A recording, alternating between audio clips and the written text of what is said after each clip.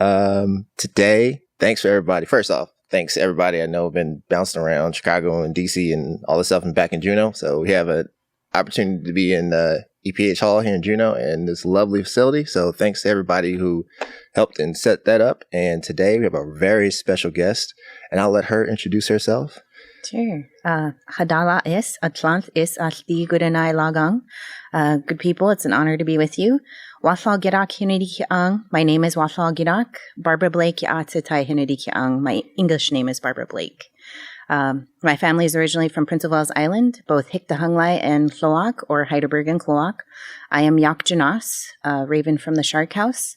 My grandfather's people are Llayanadi. I'm also the daughter of the Nelchina, the Sky Clan from my father's people up in the interior. So I'm Haida, Tlingit, and Athabaskan. There was no way I was going to smoothly do that transition. Thank you. And, thanks for letting us do this. And thank you for, being here on the show. Before we got started, you started talking about equity. And that is something that I've seen a lot. I just recently did a podcast with a lady who's running for county executive back home for me in Maryland. And that was something that she's always been on. And I've looked at a lot of your literature, and it's been about equity. It's been about, mental health. It has been about trying to find good housing in Juneau, affordable housing in Juneau, as we know. So the prices aren't going up, or are only going up, rather. Yeah. So, yeah. Yeah, I had thought about what it would mean for me and my family to run for office for a long time. And I've always been I'm not going to step into office just to power grab.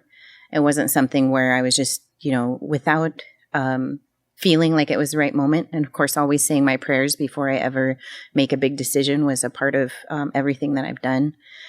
And this time it just felt like the right time. Talking with my family, making sure that everybody was okay with it, letting them know that this is going to be a large portion of my time, but also helping them know that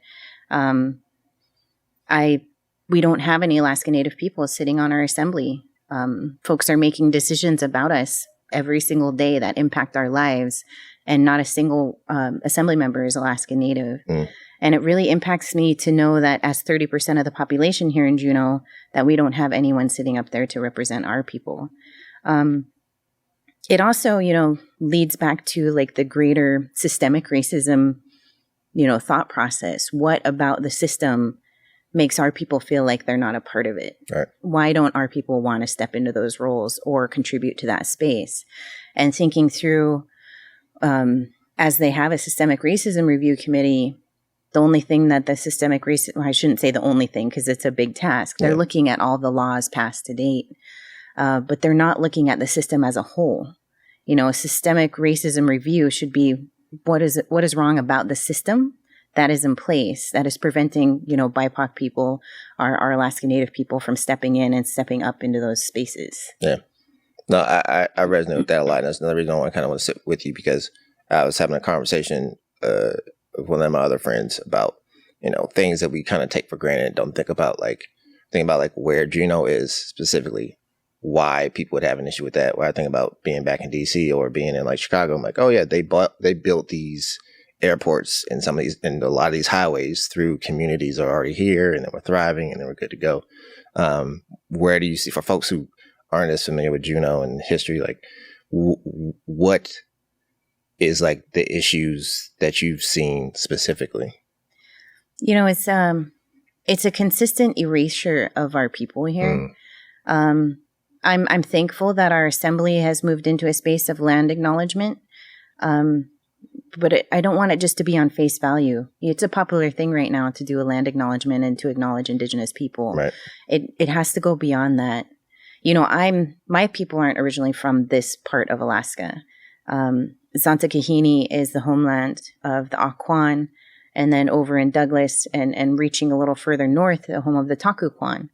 And so as I think about my place in this, in Zantakahini, I'm a guest on these lands. And when I go out fishing, when I go out berry picking, I think about that fact that I'm not from here. Mm-hmm. And how I had to go get a fishing license from the state of Alaska to fish in somebody else's backyard. It should be me paying the Aquan for the right to fish in their territory. that's traditionally how that would go. And so our family and I have made a commitment to give a portion of what we take from this place, what we're blessed to receive from this place, back to the Akwán, so that we're feeling like we are actually paying homage and paying tribute where it belongs. Yeah. Because the conversation is kind of about sovereignty. Yeah. I mean, national sovereignty, identity as far as sovereignty, your ethnicity, and then personal sovereignty. And that seems like that's the issue that, a lot of, Black, Indigenous people of color, like, dealing with, like, on an everyday basis. I think that's, to your point, why you probably don't see so much representation. Because, I mean, that's a lot for, like, one person.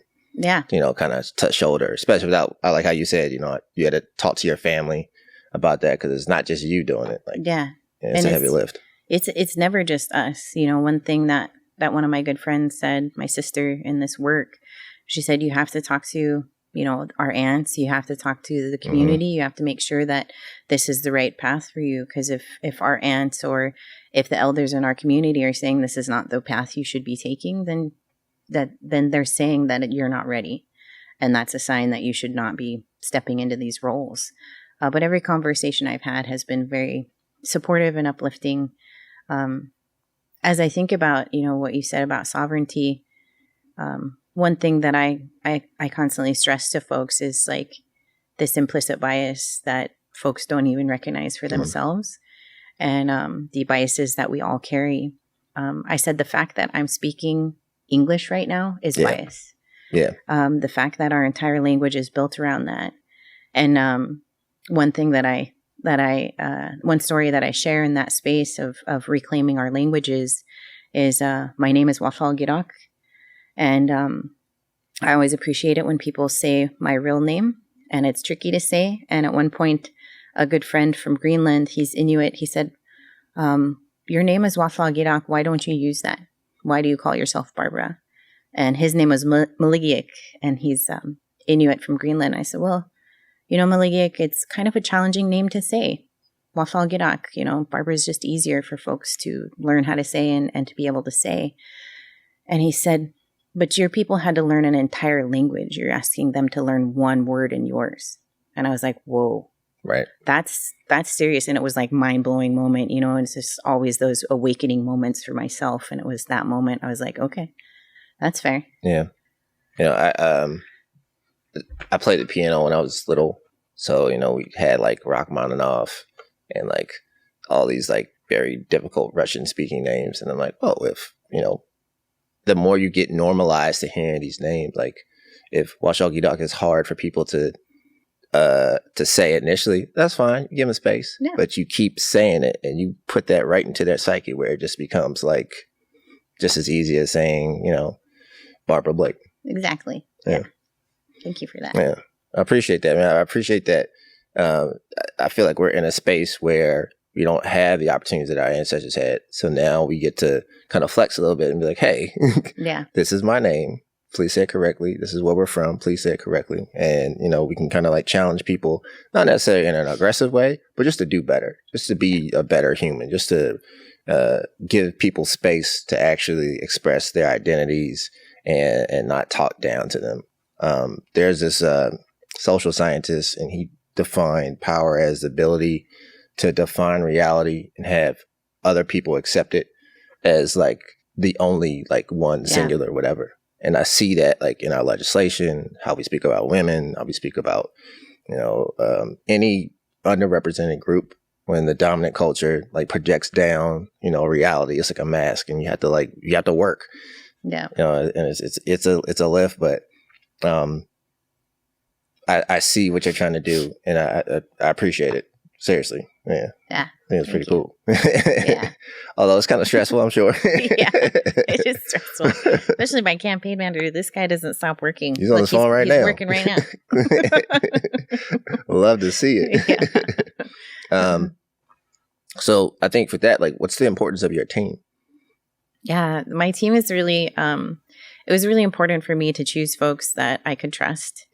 And so asking Tristan to come on board, I had known him from before, and then had, asked a few folks about, who should I get to step into this role. I think Tristan has Inupiaq roots. I don't know if you know that, but he's part Inupiaq from up north. Okay. And he's also an Otna shareholder, which is the village corporation or the regional corporation my dad belongs to. And so we share a lot of similarities in how our value systems are made up for the Inupiaq to our people. We're not a monolith. There's 229 tribes in Alaska. There's 20 distinct language groups here, but some of our values are universal. Yeah, they align. Yeah, like the end goals. Yeah. Yep.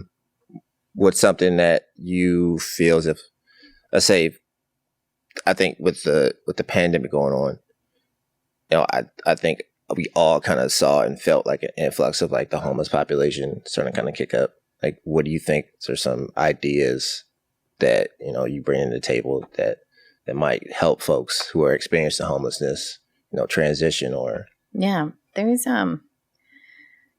it's not just a single solution. Right. I think, when we talk about homelessness, when we talk about addiction and, a lot of our homeless population are addicts.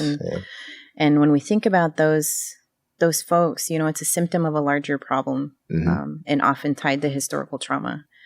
Sometimes folks don't even recognize the historical trauma that they're carrying because they come from good homes. I have a brother right now who is struggling with meth addiction. Both of his parents didn't drink, didn't smoke, didn't do drugs a day in his life. They took him to church every Sunday. And I think that we all carry this historical trauma from our ancestors and everything that they had been through. And even though we come from good homes, sometimes it's in our DNA and we don't recognize it. Yeah. And I think until we deal with a lot of that harm and hurt from our ancestors past, that we won't truly be able to heal as a people. And I think that the same is true for most BIPOC communities.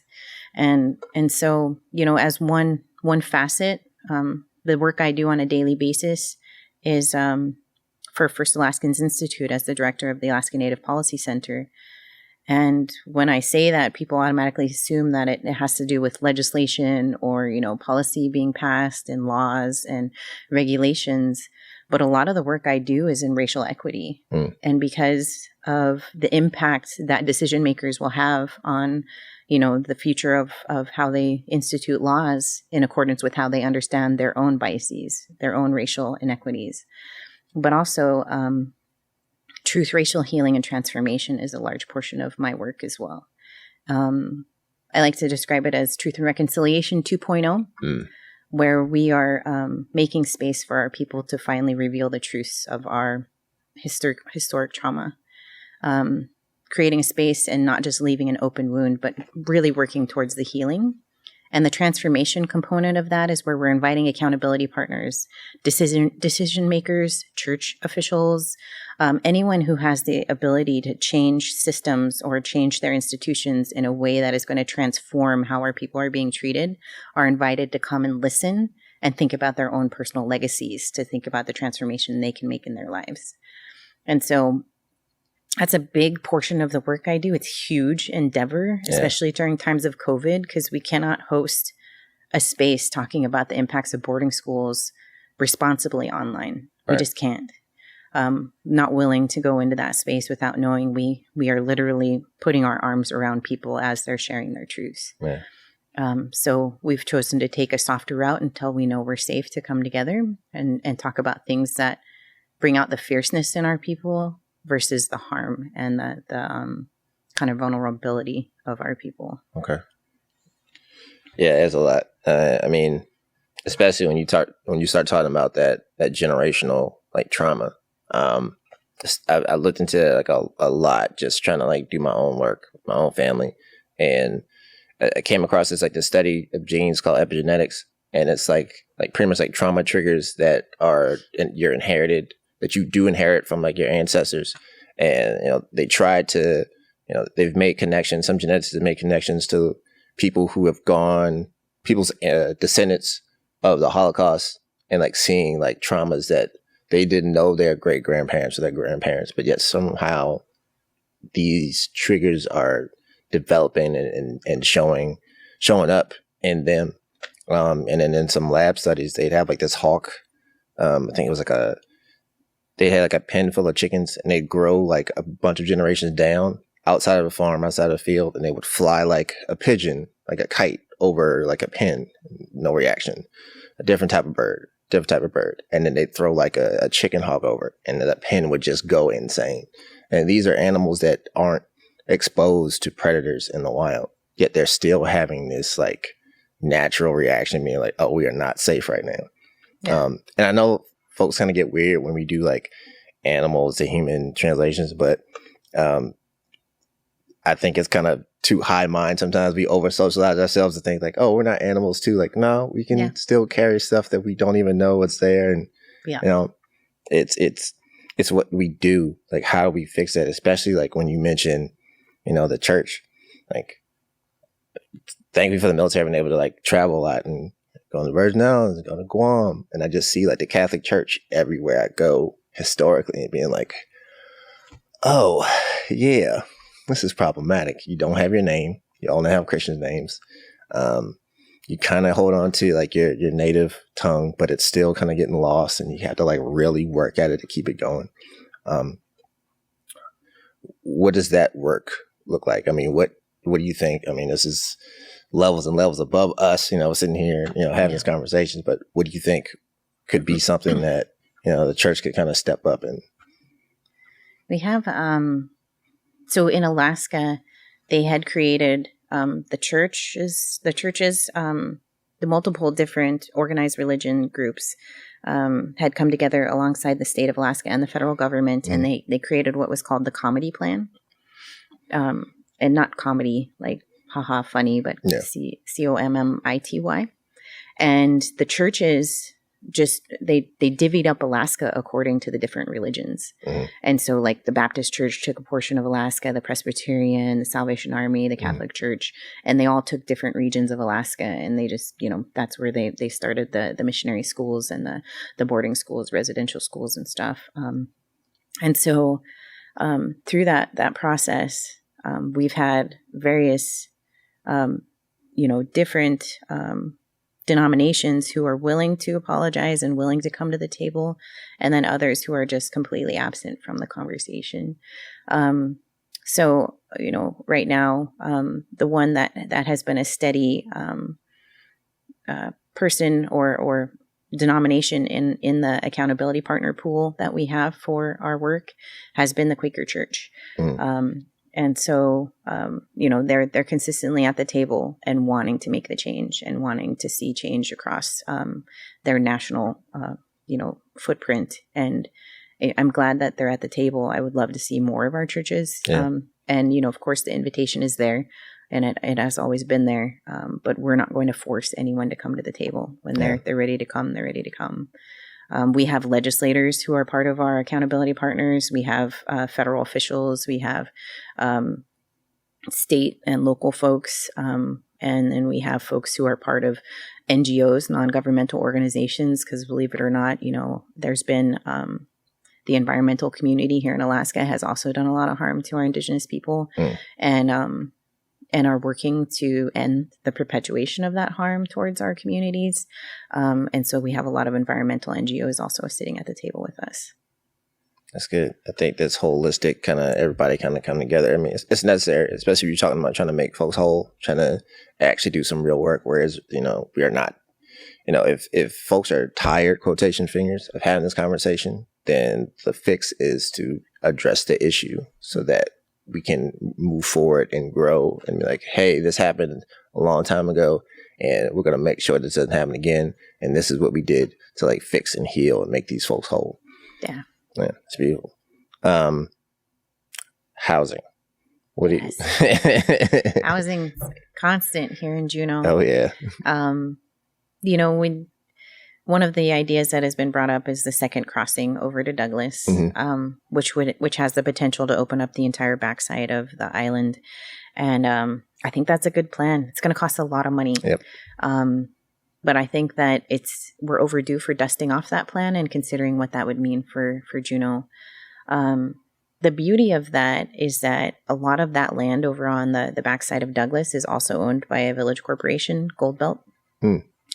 And so Gold Belt owns a large portion of land over there and has the potential to develop a lot of, however they decide to use that land. But, maybe it's for housing for their shareholders, which would be pretty phenomenal, because most of the Gold Belt shareholders are the original people from this land. Oh, wow. And so one thing that I've constantly been pushing at, when I get naysayers about the second crossing is like the indigenous people from this place can't even afford to live here.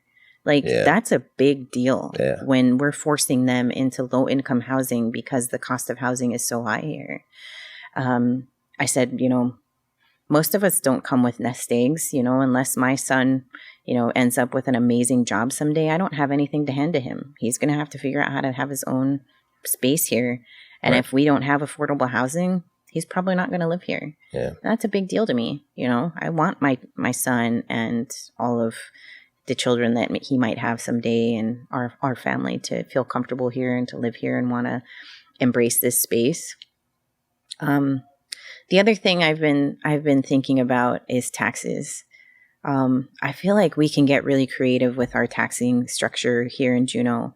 I don't know if you're aware of this, but a lot of the houses that are being purchased, especially the really nice ones here in Juneau, are being bought in cash by people who live down in Lower 48. Yep. And they just keep them empty majority of the year. And they just come and hang out there when they want a getaway spot.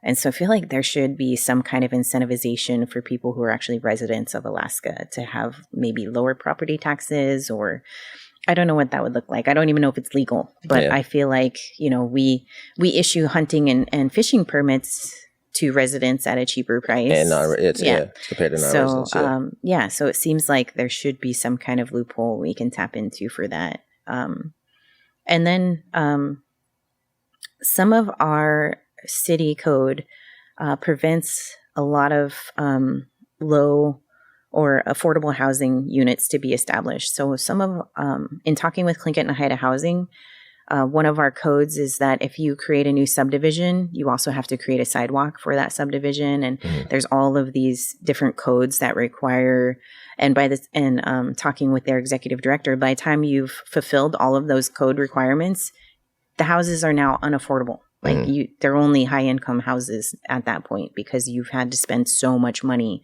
making sure the neighborhood is up to code that those houses you can't sell for less than $400,000. Right. If you're trying to make a profit. Then, And so, if we were to take a look at our city code or look at some exemptions for at least housing that is meant to be affordable for first-time home buyers or new families, I think we could go a long way to at least creating some exemptions in those spaces.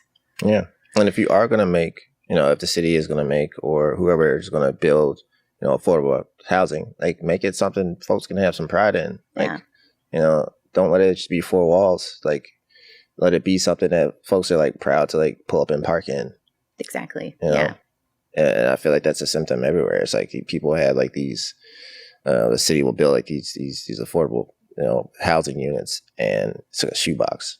Yeah. Right. And then right next door, there'll be like some $1 million condo for a studio apartment for like $2,500 a month. And like, oh yeah, folks, no one can afford to live here. It's like what Hawaii is going through right now. Yeah. And it's like Native folks can't afford to live there.